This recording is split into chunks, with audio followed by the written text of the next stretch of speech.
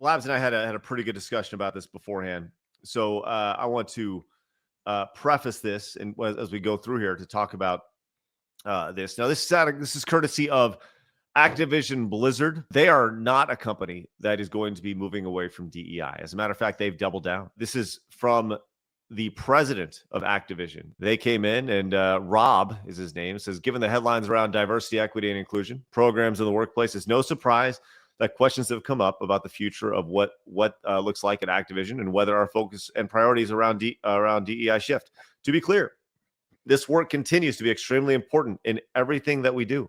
It's important to our games, our culture, and who we are as a company. Our inclusive growth team has made great strides in helping us reach inclusivity in all aspects of our business. Our strategy here remains focused on enhancing the experience of our employees, providing exceptional experiences to players globally, and providing accessible opportunities to those interacting with our company and brand. I look forward to all the great work we'll continue to do together. Activision Blizzard is doubling down.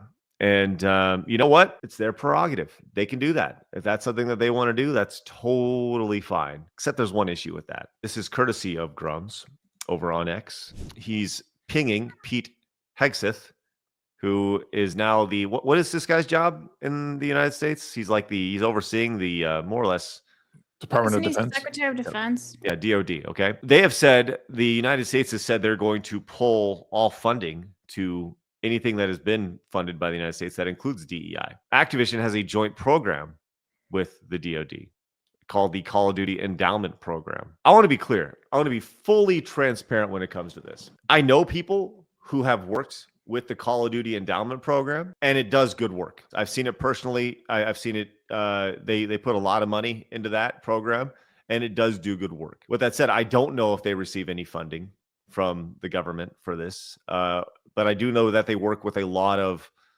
former military folks. People they help rehabilitate people who have been in battle, who suffer from really bad PTSD. They do really good work. I can't stress that enough. It does have ties to Activision, which is doubling down on this. And if they do receive money, then the potential of having that funding pulled is a possibility. We'd love to hear y'all's thoughts on this. Wicked, let's start with you. I guess it funding wise, I agree with that. But I just hate that these companies have to push it so heavily. Like, can't they just hire people based on experience? I know that's something that we've all been pushing for a while.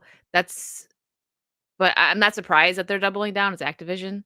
I don't know. It doesn't. I don't know. I don't have that much of a take on it because it's just it gets annoying hearing all the DEI stuff, and my stance is just that companies just stop pushing it so heavily. Mm-hmm. That's really it. It doesn't make sense to me. Like, hire someone because they're good for the job, not because of how they look. Right. Seems like such a basic. Yeah, it seems so basic. That's why I'm like, I don't have much to say. It's just very basic take on it. But I mean, it's what makes sense. Jags, what are your thoughts on this? Yeah, I mean, essentially a lot of times we beat a dead horse with this sort of thing. These companies are going to say what they're going to say, and they're going to do what they think is right. The only thing we can do as consumers is decide whether or not we want to fork over our money to those things because we believe in it or not, right? We vote with our dollars. This is getting to a point that, again, if all this news is true, then something needs to be done, because having people who are intolerant of others publicly saying things that are, marginalizing others is not where we want to be. And then admitting that we're hiring one group over another just based solely on characteristics you can't change. Again, it's racist. It's bigoted in the truest sense of the word. And not when they do it, only when we do it. Right. And it's pointed out in 2025 that any single person needs to be told that. I thought we all learned that we shouldn't discriminate based on immutable characteristics.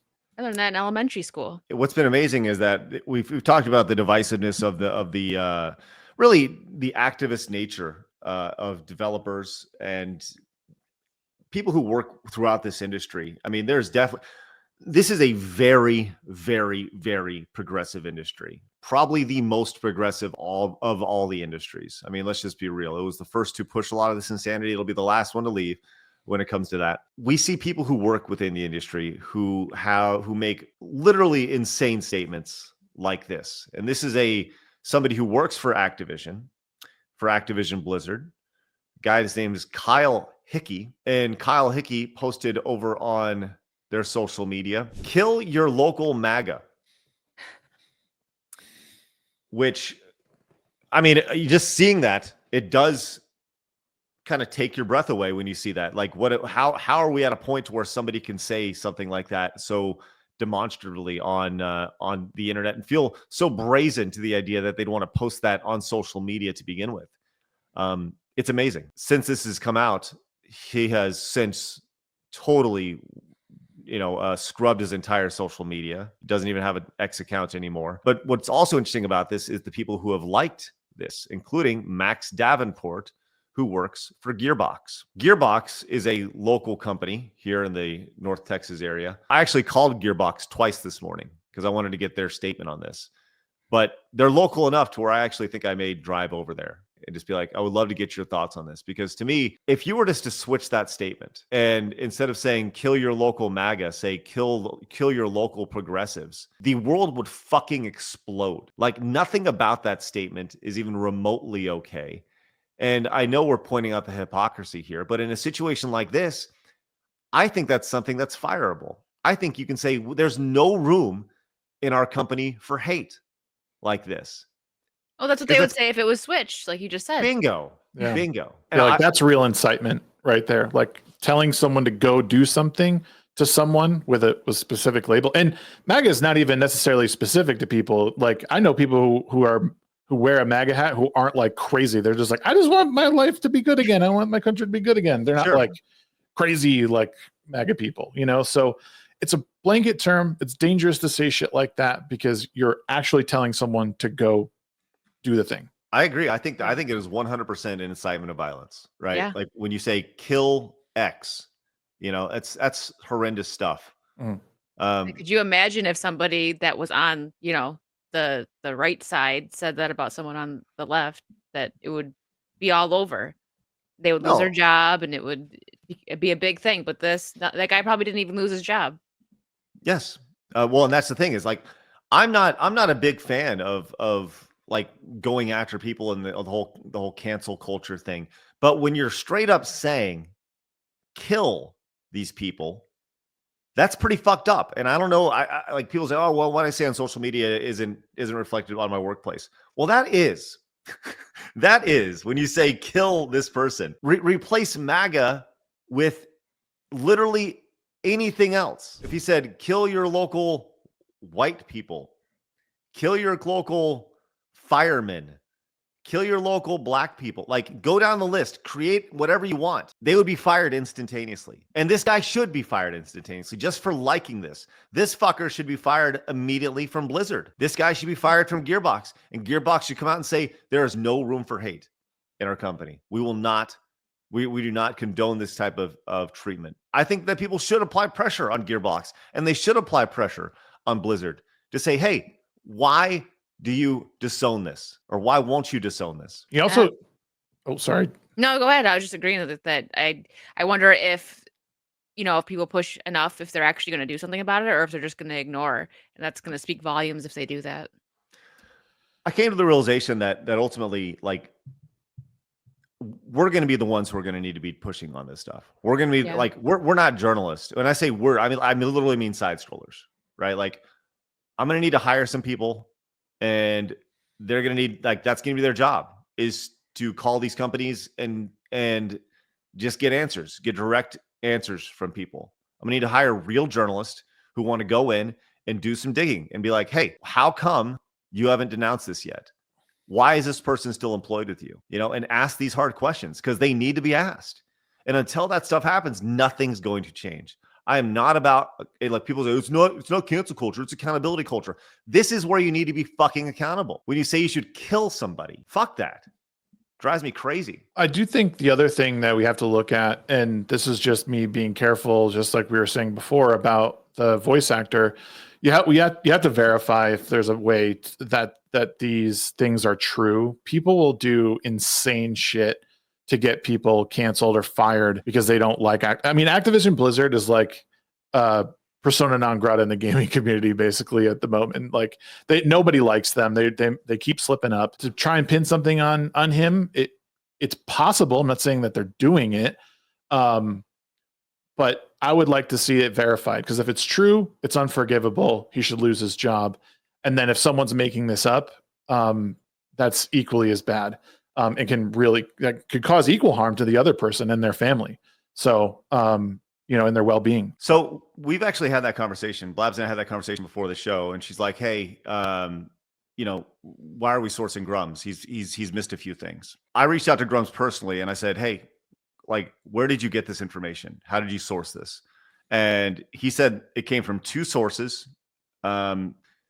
He said two different sources. Both one of them was an internal source, and the Facebook profile he personally checked himself before he nuked his Facebook profile. Before we talked about it, I wanted to make sure we have an idea of it, right? And that's the thing is like, when it comes to using sources and using outlets and such, I think that sometimes people will miss, sometimes people will hit. I think in a situation like this, I try to take people at their word initially, and if it comes out that this is fake, then we'll say that we fucked up. Yeah, that's fair. But this guy has nuked all of his social media, and I don't think that you nuke your social media if this is not fake, if this is not real. If it was fake, he probably would keep it up and point out that it was fake. So yeah, it definitely makes him look guilty of, just getting rid of everything. Yeah. So it probably seems like it's real. It's a mess, man. It's a mess, and that's not just the space, not just the society that we live in, but the video game industry that we talk about on a day-to-day basis. Look at people we know personally that we hang out with here on the internet that have gotten fired from gaming jobs just for liking tweets years ago. Correct. Yeah. So, I think of Carolyn. Yeah, that's exactly what I'm thinking of too. Yeah. Well, even the recent stuff with Ripaverse, like he came out yesterday and said that he had a dozen or so or more artists signed on, were working on projects, and then the company called him and said, "Oh, due to some problematic things in the past, we're no longer working with you." And it's like, whoa, like, I mean, even something simple that's like, disagreements or disputes, or it's silly, man. We can't do anything. Like people who may hold conservative ideologies, you can't do anything without having to look over your shoulder. It sucks. Well, that is society. I will say one thing though, just as perspective here. I know, people nuke their accounts when they're suspicious of being guilty, but also when a whole mob is going after them, right? I would say people private their accounts when a mob is going after them. They don't nuke their accounts. It depends, it depends. It's not like a blanket statement, but some of them do just nuke it all and be like, whoa, what the fuck's going on here? Bye. Yeah, I think that, in this situation, that's a reactionary thing where, like I said, most people will go private. But I think in a nuking situation like this, I think this is a reaction to being caught. That's just how I read it. So